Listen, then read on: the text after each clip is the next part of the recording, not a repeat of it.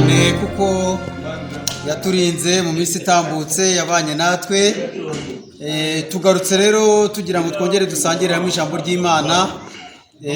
Tugarukanye n'umukozi w'Imana Revera Muyango yabanye natwe mu minsi yashize, yongeye kugaruka muri uyu mwanya. Rero reka dusenge Imana kugira ngo tumuhe umwanya yongere atubwire icyo Imana yashyize ku mutima we mu izina rya Yesu. Mana data wa twese, Imana ikomeye kandi Imana igira neza, turagushimye turaguhimbaje murengezi ubugingo bwacu. Tugushimiye ko banye natwe mu minsi itambutse, tugarutse imbere y'ubwiza bwawe kugira ngo tugirire neza. Muri uyu mwanya tugiye gusangirira hamwe ijambo ryawe, ngwino ubane natwe tugire neza. Buri wese umuhe gutegera amatwi ijambo kandi rihembura ubugingo bwacu. Twiteho turengere muri byose mu izina rya Yesu, amen. Karibu mwene data. Urakoze cyane Revera Daniel. Imana ibahe umugisha, nongeye kugaruka kugira ngo tuganire ku ijambo ry'Imana. Ijambo ry'Imana rirakomeye, ni ijambo rituruta ubukuru, ni ijambo ryabayeho twebwe tutarabaho. Rero iri jambo ngiye kuvuga ni ijambo rivuga ngo na nyuma ya zera Imana irakora. Yego. Na nyuma ya zera Imana irakora. Ubushize twavuze ku ijambo rivuga ngo haburaho gato Imana yatabara. Rero nje kongera kukubwira ko na nyuma ya zera Imana ikora. Turasoma ibyahishuwe ibice 21. Ibyahishuwe ibice 21, turahera ku murongo wa 4. Turasoza n'umurongo wa 6. Umurongo wa 4 haravuga ngo izahanagura amarira yose ku maso yabo, kandi urupfu ntiruzabaho ukundi, kandi umuborogo cyangwa gutaka cyangwa kuribwa ntibizabaho ukundi, kuko ibya mbere bishize. Iyicara kuri ya ntebe iravuze iti, dore byose ndabihindura bishya, kandi iti, andika kuko aya magambo ari ayo kwizerwa n'ay'ukuri. 6. Kandi iti, birarangiye, ninjye Arufa Omega, itangiriro n'iherezo. Ufite inyota nzamuhera ubuntu kunywa ku isoko y'amazi y'ubugingo. Imana ishimwe cyane. Amina. Turanezerewe ku bw'aya magambo. Ni amagambo akomeye, ni amagambo ariko nanone ako yoroshye ku bantu bizera Imana. Ubundi kwizera ni igiti cy'umwimerere, cyera imbuto mu bitangaza kigasoromwa n'uwihanganye. Ngiye kuvuga kuri uyu mugaragu w'Imana Yohana, muvugeho umwanya mutoya kugira ngo mubwire abantu baneza amatwi n'abari kunyumva. Wowe uneza amatwi, uyu Yohana hari ibintu bibiri yakundaga. Yohana yakundaga gusenga. Hanyuma icya kabiri, Yohana yakundaga kujya mu misozi akabwiriza ubutumwa bwiza. Amakuru ya Yohana benshi barayazi, ariko reka muvugeho umwanya mutoya.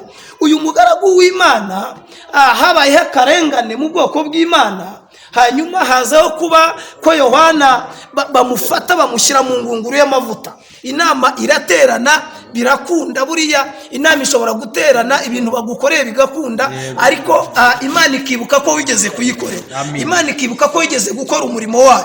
Yohana baravuga ngo mureke kugira ngo irivuga ubutumwa rihagarare, kugira ngo ibi bintu bicike intege, kugira ngo ntituzongere kumva. Bavugaga ko abantu benshi bari kumukurikira, bavugaga ko amakuru y'abantu benshi bari kumukurikira kandi bakumva ubutumwa bwiza. Yagiye avuga ubutumwa ahantu henshi, baravuga ati mureke tumufate tumushyire mu ngunguru y'amavuta, hanyuma muri iyo ngunguru y'amavuta, hanyuma ibya Yohana bizaba birangiye, azaheramo. Na nyuma ya zera Imana igira ibiki? Irakora. Na nyuma ya zera Imana irakora. Yego.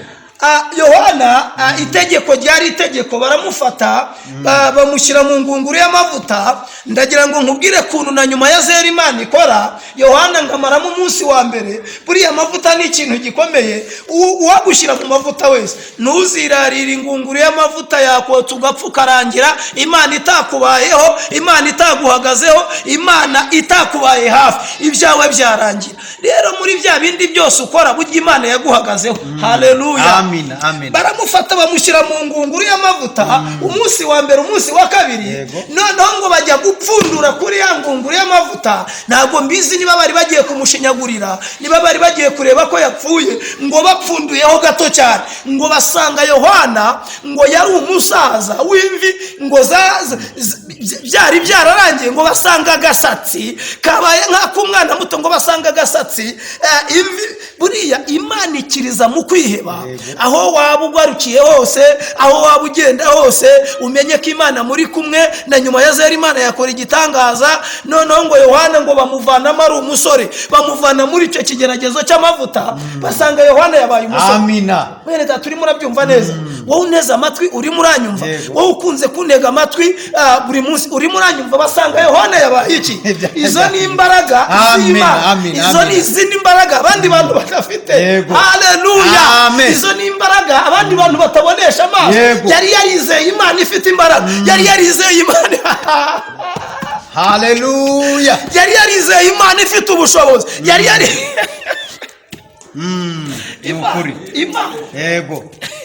Avamo byahindutse. Ibyo bari bibwira ko hari icyo yabaye, basanga byahindutse. Basanga yahindutse umusore mu gihe bari bamenyerera ari umusaza, ariko byari byahindutse kubera ko nyuma ya zera Imana. Nta muntu bashobora gushyira mu ngunguru y'amavuta mu by'ukuri ntagashobora kubaho, ntagashobora no kugira n'ubuzima. Hanyuma Yohana ngo avamo yabaye umusore, ariko yakoze ibya mbere.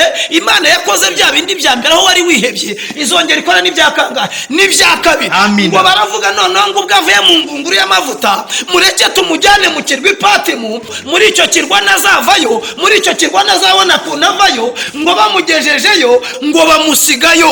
Aho bagusize ni Imana igiye kugusanga, aho baguteretse ni Imana igiye kugukurayo. Aho bagusize muri icyo kirwa, ndakwizeza yuko Imana yakumenye kera. Aho muri icyo kirwa Ipatimu nta kigeragezo na kimwe kijye kinanira Imana. Ntacyo.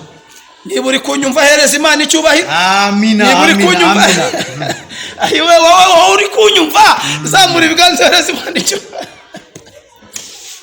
Haleluya. Bari bazi ko ibya Yohana birangiye. Ndanezerewe cyane. Naho Imana igize ngo ujye kumwereka iby'amatorero aho mu kirwa. Reka nkubwire ikintu kimwe kinejeje. Reka nkubwire ikintu kimwe kinejeje. Ngo bamugejejeyo ngo yaguye yubamye. Ngo yaguye yubamye, ngo arongera amarayo umunsi wa mbere, ngo amarayo umunsi wa kabiri. Yaguye agize ibiki? Yari yubamye, yari azi ko birangiye, yari azi ko bimucikiyeho, yari azi ko iherezo rye rirangiye. Icya mbere reka nkubwire, ntabwo yari bubashe kuvayo. Icya kabiri ubundi icya mbere bavugaga ko inyamaswa nizitamurirayo azaribwa n'ibibugu cyangwa n'izindi ntare n'izindi nyamaswa zikaze. Aguye yubamye ngo amara umunsi wa mbere, amara umunsi wa kabiri, ngo ku munsi wa gatatu ngo atekereza abanyamasengesho basenganaga, atekereza abantu birirwaga mu materaniro. Ngo akibyibuka ngo Imana yohereza marayika Mikayire, marayika ushinzwe intambara, ngo aramanuka komanga Yohana mu rubavu, ngo aramuhamagara ngo Yohana we. Yohana aritaba, aravuga ngo karame. Yumva aracanganyikiwe, yibaza uri kumuhamagara. Marayika aramubwira ngo ni nge marayika ushinzwe intambara, nje kugutabarira mu kirwa Ipatimu, nje kugutabara mu bintu bikomeye. Aramubwira ngo mbese urinde? Ngo aramwibwira ati ndi marayika.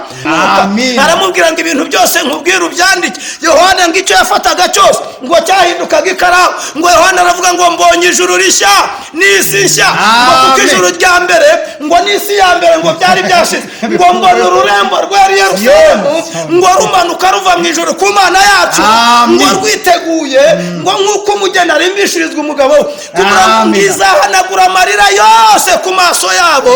Urupfu no gutaka ni kuribwa ntabwo bizabaho ukundi. Na nyuma ya zera Imana irakora, na nyuma ya zera Imana yagutabara. Nshuti yanjye tugiye gusengana Imana. Haleluya. Tugiye gusengana Imana. Ushobora kuba wararwaye, na nyuma ya zera Imana irakora. Ushobora kuba warihebye, na nyuma ya zera Imana irakora. No mu kirwa Ipatimu Imana yagukurayo, na hahandi utaruzi Imana yagukurayo.